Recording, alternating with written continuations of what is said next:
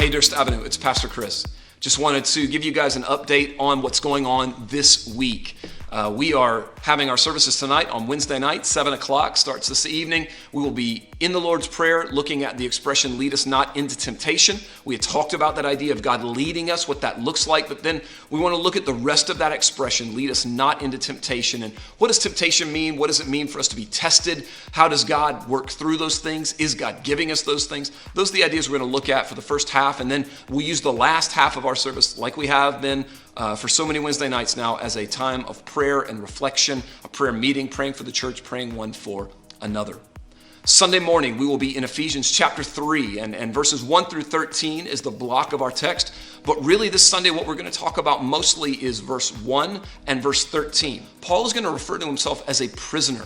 Paul's going to look at the Ephesian church and say, I am in chains, but this does not mean that I am a slave. He says, there's freedom even when life gets difficult, even when there are things happening that would tend to derail us or want to derail us, want to cause fear. Paul says, because I am in Christ, there is a freedom no matter where I am at. And so we're going to look at that idea this coming Sunday morning. And I'm excited about the teaching. I'm excited to teach it. And I think it's going to be beneficial for us as a congregation as well. Sunday night, we will finish up our talks on Judges 6 and 7 on Gideon.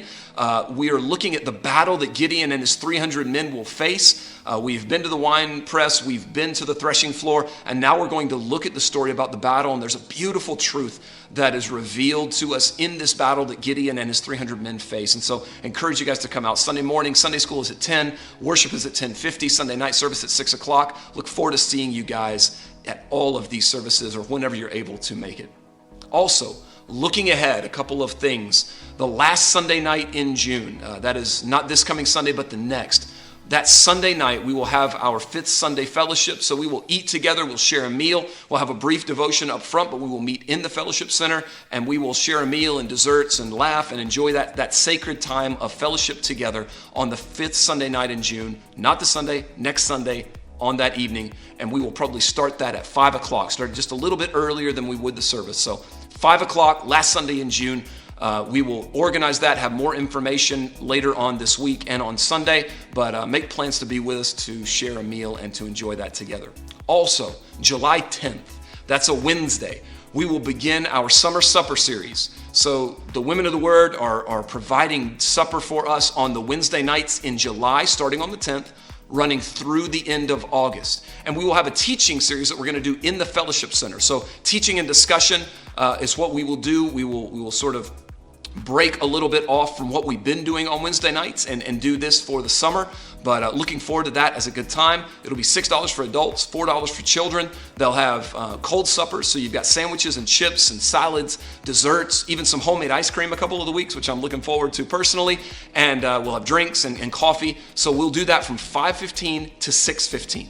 And then we'll clean up and we'll have our time of teaching starting at 7. So make plans. July 10th is when we're going to start this. This is a great fundraiser. They're looking to do some updating to the church, specifically maybe changing out the carpet in the church, which is needed. And so this is a fundraiser for the Women of the Word and the project that they're trying to take on. So I encourage you to make plans July 10th and all the way through August to be with us from 5:15 to 6:15 for dinner on Wednesday nights. And then we will have a time of teaching and discussion after that.